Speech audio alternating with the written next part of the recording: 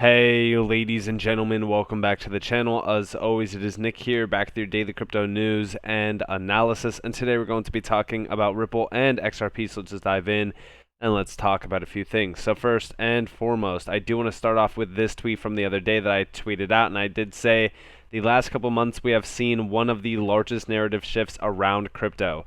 From global coverage, planning, trialing, and ultimately soon to be launching, crypto-driven payment mechanisms and crypto-powered financial disruptions are ignited at a rapid pace. And yes, everything has been changing rapidly around this space. And I want you all to understand that right now, as we look at things happening around this entire market, we have been centered on a few select names: the IMF, the BIS, the World Economic Forum, and so many others. Currently, right now, as we look at a few things happening around the world, we really kind of looked at the ECB recently. We looked at their digital euro plans. We've talked about their tokenization plans and things like that. We just seen, this goes back 2 days ago now, the EU Commission has announced they will propose the legislation for the digital euro to be introduced as a CBDC issued by ECB in 2023. It looks like 2023 might be the time frame for almost everything. I mean, we're talking about an XRP settlement during that time frame. We're talking about a possible bull run being ignited during that time frame, because again, if we look at where, crypto typically bottoms, it's going to be around like the November time frame. So 2023 is looking like an incredible time in crypto, specifically around CBDCs, tokenization, digitization. But I will say this: the entire monetary system is on the brink of a massive transformation. It is going to be fully disrupted. Everything is moving incredibly fast around digitization. We talk about this especially with Zinfin, Hedera. We talk about it every single day with XRP. There is so much happening around this space, and there is no days off here. Absolutely no days off. I'm constantly researching. I'm constantly looking at things happening around this space, and it has not slowed down one bit. During a bear market, it is probably one of the most important things to stay hyper focused. Do not disappear. Do not forget about crypto. Do not look away from it. Stop looking at the portfolio. Stop looking at, oh, my investment's down this much, that much, whatever. Focus on the bigger picture here. Every single elite name around the world is focused on tokenization, digitization, digital assets. They want crypto. We've been seeing a lot of banks moving away from fiat. This is no big surprise. Over here we do see from link to the Bank for International Settlements, the BIS, confirmed the successful completion for their first pilot program for CBDCs. And this is actually pretty big. This is centered. Funny thing about this is that this is centered on cross-border payments. That's right. You see down here, the Bank of International Settlements has announced the completion of its central bank digital currency pilot with impressive figures. The pilot was a collaboration of the central banks of Hong Kong, Thailand, China, and the UAE to promote multi-currency cross-border payments. This is very interesting. We actually do see down here that over $12 million in value were issued on the platform, while over 160 cross-border payments and FX foreign exchange transactions totaling more than $22 million in value between 20 participating commercial banks. The interesting thing about this is that there was only 160 payments and FX transactions, and it was valued at $22 million. Can you believe? And this is in a test run. So think about this on the large scale. The funny thing about this is that we do see down there that quote: "We are only just beginning to see the possibilities of CBDCs in bridging borders and facilitating trade/economic growth." Remember what I said going back a year ago now on this channel? I said everyone should be focused on the buzzwords: bridging, instant settlement. All of these big words kind of lead us back to the elephant in the room. And that is always Ripple with XRP. Cross-border payments. Cross-border payments has always been the focus point. I've always shared with you guys this big area that we need to focus on because it is $100+ trillion market. It's a huge market, and everything is happening rapidly around this space. Digitization is probably the fastest moving area of focus, and I want you all to understand this. I want you all to pay attention to this. We do see over here as well, XRP will soon be adapted by the entire world. I use it every day. Now, this was from a US record producer, E. Smitty. Now, do I believe that XRP will be adapted by the entire world and be the one world reserve currency? No, I don't believe so. I've always shared with you guys my thoughts on this. I do think that it has a very high value to it, simply because I do believe that it could very well be the bridge currency between a lot of CBDCs, possibly all of them. We really got to see what is going to happen with that. Again, I think that the chances there are a little bit slim, simply because there's going to be a ton of DLTs that these central banks utilize for their CBDC issuance. They're going to be utilizing private and public DLTs, and that's going to be the main focus point. But that's also why we talk about QNT a lot, because I do believe that QNT is going to bridge all of them together, aka build one massive DLN of DLTs, and it's going to essentially be the network of networks and connect the legacy systems to DLTs. That's going to be the big key focus, and I've always told you guys that's why I do believe that QNT will essentially be a $100,000 plus token. Now, with all of this in mind, and with everything that we have learned in the past couple months, specifically the last 10 months alone, I mean, like the last 10 months alone has been something remarkable. I mean, I know that 10 months seems, like a lot for most people, but in finance, I'm telling you guys, the amount of updates that we have seen in the last 10 months around finance in regards to the entire shift has been something remarkable, and I can't be the only one that sees this. If you guys have noticed this, comment down below as well and hit that like button. But we do see over here from Gold Telegraph, the Bank of England has now confirmed the UK pension funds almost collapsed. This is a prime example of how quickly things can change in the financial system. We are in uncharted water, and central bankers must feel very overwhelmed with everything going on in the global economy. I believe that this is actually happening globally right now. I think that almost all of these major banks are on the brink of collapse. The problem here is liquidity. I've always told you guys, and this is a very interesting topic, and I might actually do a video one day just to kind of put a spotlight on this, but liquidity is the oil that moves this entire world of finance. Every transaction, every payment, every single everything. I mean, literally everything runs on liquidity. Okay? You would not be able to make a payment, get a withdrawal. You wouldn't be able to do any of those things without proper liquidity. In my other video on XRP from a couple days ago, Ripple explained it best. Liquidity is essentially oil that keeps the engine moving. The engine here is the monetary system. Liquidity is powering the entire monetary system. But the problem here is that we are all running on this very inefficient liquidity source. Those Nostro accounts that essentially keep CrossBorder Payments moving, as well as a lot of other things. I mean, technically speaking, they are the back burner liquidity source for almost all payments. So clearing up that liquidity source is freeing $27 trillion, but also having something way more efficient that is also cost effective for anyone that does want to make, payments, and it's instant as well, and the settlement that is, 3 to 5 seconds. That's a massive game changer. That's also why I've said the on-demand liquidity mechanism that Ripple has built, powered by XRP, is something so substantial to the point that I don't think that a lot of people can actually fathom the idea of how large of, an opportunity that is for something like XRP, as well as a company like Ripple.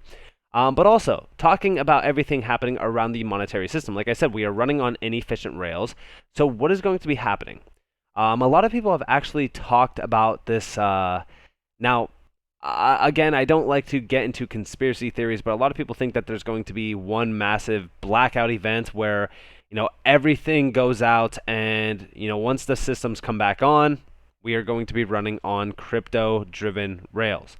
I don't know how true that is. I can't speculate too much on that just because I don't like to, be that guy, but I will say this.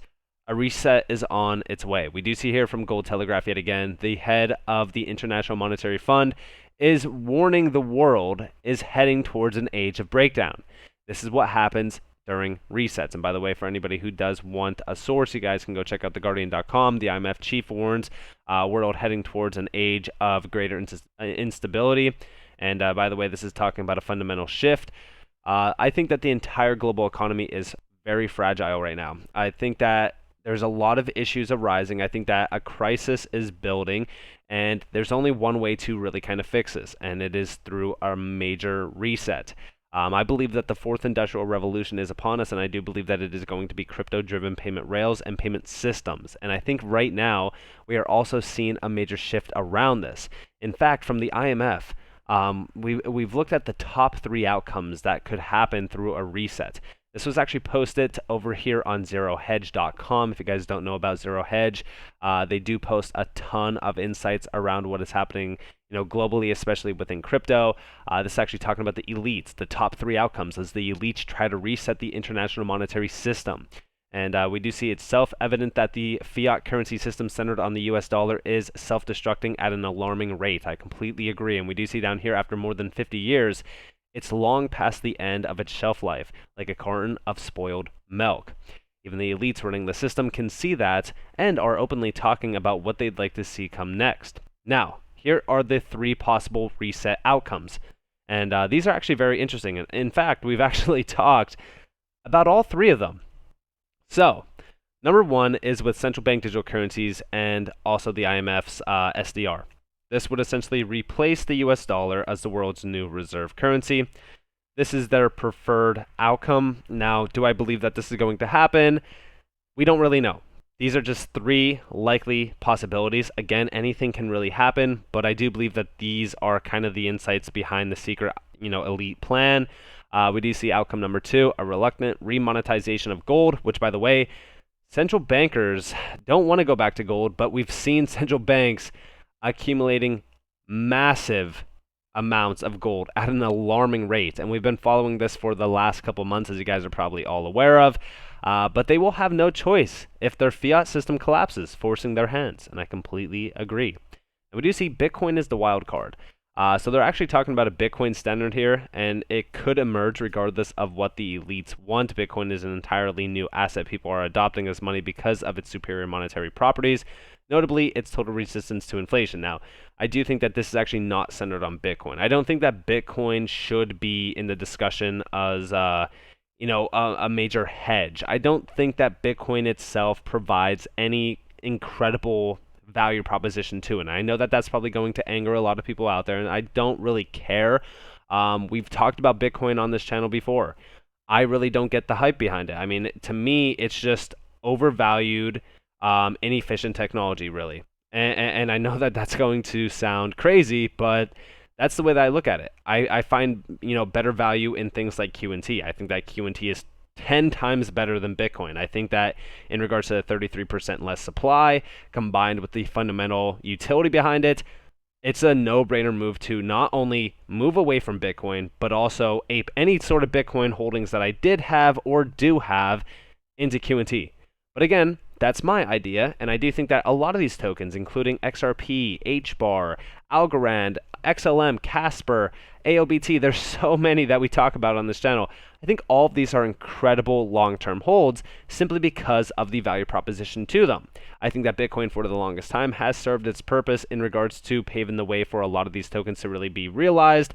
But in regards to SDRs and CBDCs, really kind of talking to you guys about this, I think that there's going to be a huge area of focus in regards to CBDCs and SDRs. I think that that is the main focus point. For example, the way I see it, they would prefer to extend the life of the fiat currency system with CBDCs and SDRs, so they'll try that first, although I don't think it will be viable. Simply put, if the current fiat currency system is not viable, then fiat on steroids, CBDCs and SDRs will not be viable either. CBDCs and SDRs will enable even more currency debasement, which would be positive for monetary alternatives like gold and Bitcoin. So ultimately, I think that they will have to reluctantly turn to gold, which they are familiar with and have a degree of control over. And by the way, just so that you guys know, they have been stockpiling gold for a very long time. And I actually think that we should also be buying some gold as well. I actually do hold quite a bit of gold holdings, just so everyone does know. I have been really kind of diversifying my fiat into multiple investment vehicles. Gold is one. Obviously, crypto is here as well. And I am preparing to buy a ton of real estate. For anybody who does want to learn more about real estate, I highly advise you go check out Max Walker Williams on YouTube. He is also a part of the HBAR community. Incredible individual. I had the chance to really kind of get into a call with him and talk to him about a little bit of real estate talks, and it was just a breath of fresh air in regards to that little bit of a discussion. It was a great discussion. But again, I'm planning my investment vehicles properly right now. I'm kind of diversifying them as well. I'm not going all in on just one. I'm definitely prepared for more passive income opportunities during this time. We don't know what is going to happen next, but all we know is that there is going to be a big shift. There's going to be a massive reset, and I do believe that it is coming, and I think that everything is really kind of building. I think that the pressure is really kind of at an all or nothing sort of area, and we do see don't be on the wrong side of the biggest wealth transfer in history. I completely agree. It is going to be one of the largest wealth transfers in history. It truly is going to be something remarkable, and it's going to be something special. I think that we should all be focused on this, and we do see the key is to position yourself on the receiving end of this wealth transfer. That way, you can avoid disaster and set yourself up for enormous potential gains. Owning free market monetary alternatives like gold and Bitcoin, I'm just going to say crypto, honestly, again, you guys know my thoughts here, and the companies that produce them is an excellent way to do that. I think one thing is sure, though. Outcome 1 and outcome 2 would be terrific for the price of gold. I think that right now, like I said, I'm stockpiling gold. I'm stockpiling silver as well. I've been looking into silver a little bit, not going heavy into it. Gold is the one that I really kind of have been focused on more. I don't even think that I have much silver holdings, but gold is one that I have been accumulating alongside of a ton of crypto. I mean, you guys are probably all aware of my buys that I laid out on Twitter. And talking about the IMF, by the way, real quick, I just recently talked to you guys about the IMF's plans in an XRP video recently. They have been moving fast on DLT, aka crypto-driven payment rails and payment systems. DLT has been viewed as the potential platform for the next generation of payment systems, enhancing the integration of reconciliation of settlement accounts and their ledgers. Very interesting here. Real-time settlement is the focus point, flatter structures, continuous operations, and global reach. And they're testing in large value payments and securities settlement systems, have partly demonstrated the technical feasibility of DLT in this new environment. I think that a lot of it is just kind of focused on liquidity, as you guys do see, and DLT is the focus point, especially around efficient cross-border payments. It's very interesting how they really kind of word a lot of this. And here you guys have another one talking about digital currencies and energy consumption around crypto assets or in CBDCs. Very interesting. And then also from February 9th, behind the scenes of central bank digital currencies. This is also focused on blockchain and DLT, as you guys do see. So pay attention to the IMF. There's a lot of secret planning going on behind the scenes, and these are the 3 outcomes. So with all of that in mind, I hope that you guys enjoyed this video. If you guys did, definitely leave a like, subscribe, to notifications on if you guys want more free content. You guys are more than welcome to follow me on Twitter and join the free Discord down in the description below. As always, I hope that you all have a beautiful day or a beautiful night wherever you guys are in this beautiful world. This has been Nick. Peace out, guys.